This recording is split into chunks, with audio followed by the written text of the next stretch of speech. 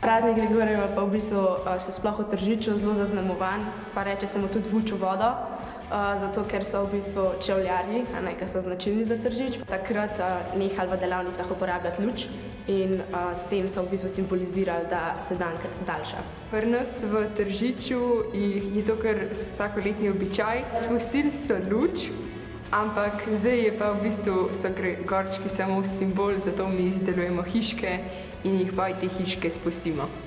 Danes izdelujemo iz lesa, da ne osnažujemo okolja.